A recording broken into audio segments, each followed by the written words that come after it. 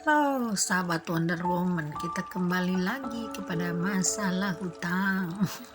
Karena sekarang ada teman-teman yang memang mengeluh tentang hutang, dan bahkan banyak yang semakin terperosok dari hutang kecil menjadi hutang besar hingga kita hidup sengsara. Sampai kadang-kadang ini tidak sedikit nih pengusaha atau orang mapan, karena dengan jebakan hutang mereka jadi gelandangan, mereka jadi benar-benar homeless ya, tidak punya rumah, tidak punya harta, tidak punya apapun, hingga memang membutuhkan bantuan orang lain. Nah, ini kita sebelum terjebak kepada masalah-masalah hutang yang memang bikin sengsara, yuk kita sekarang gimana sih caranya jangan sampai kita ini terjebak kepada masalah-masalah yang seperti lingkaran setan. Karena memang hidup ini bukan hanya zaman now, zaman sekarang, tapi sejak zaman dulu hidup ini memang tidak mudah kalau kita tidak bisa menatanya. Jadi masalah hutang ini kita benar-benar sering menimbulkan perasaan galau, sering kita menjadi masalah, sama teman menjauh, sama keluarga retak. Nah, ini gara-garanya kita memang tidak bisa menata hidup, akibatnya yaitu dari masalah-masalah hutang kecil, dari masalah kecil lalu kita semakin bobrok menatanya sampai kita terjebak kepada pinjaman online. Kan sekarang banyak ya, banyak pinjaman-pinjaman yang memudahkan kita untuk terlepas dari hutang, tapi nyatanya bahkan kita akan terjebak kepada masalah yang lebih serius, yaitu hutang yang tidak pernah berujung.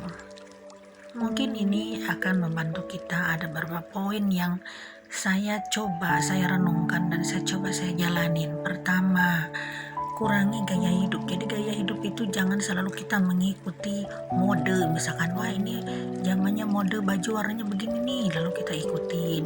Lalu zamannya tas modenya begini, merek begini, kita ikutin. Kalau kita mengikuti mode, tak akan ada ujung teman-teman ya, karena semakin berkembang zaman, semakin berubah juga apa yang jebakan-jebakan yang ditawarkan di lingkungan kita, terutama nih untuk para perempuan.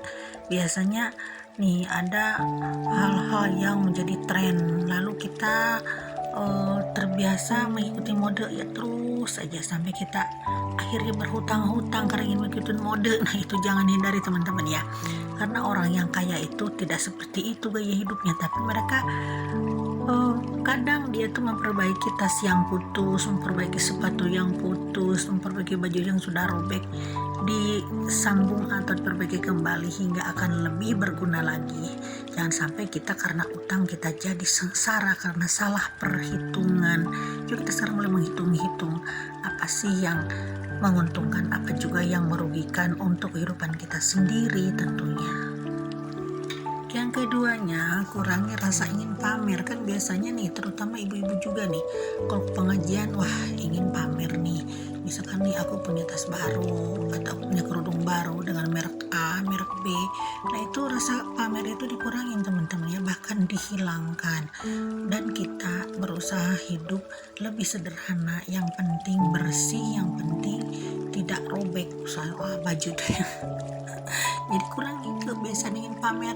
Kadang-kadang kita ingin pamer di aku punya mobil baru sampai utang-utang ke dealer tuh, yang kadang-kadang kita tidak memperhitungkan gimana cicilannya, hingga nanti di keluarga pun akan berantem, akan bermasalah, akan selalu ada masalah sama keluarga, sama suami, sama istri, sama adik, sama teman-teman, karena kita selalu mengikuti apa yang kita inginkan sampai ingin pamer-pamer. Nah, itu akibatnya sampai kita terjebak kepada hutang yang lebih dalam.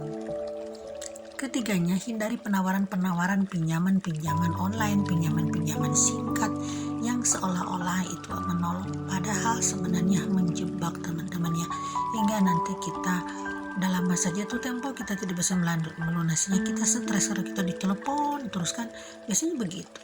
3 hari sebelum pelunasan itu meskipun hutang 50.000 itu telepon aja terus bunyi.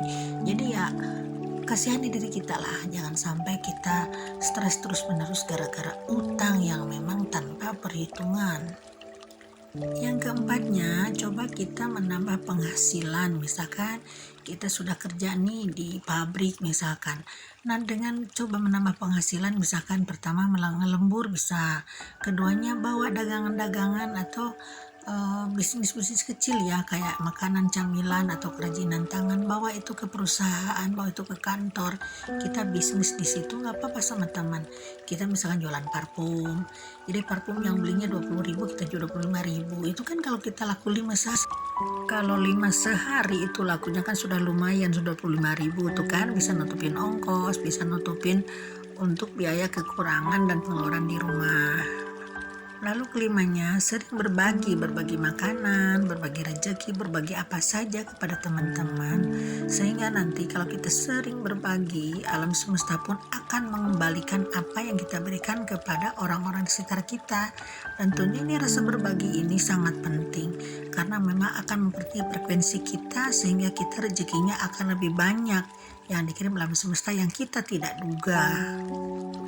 Nah, ini tadi sedikit tip teman-teman untuk mengurangi hutangnya. Tentunya masih banyak sekali hal-hal yang kita bicarakan untuk mengatasi solusi tentang utang.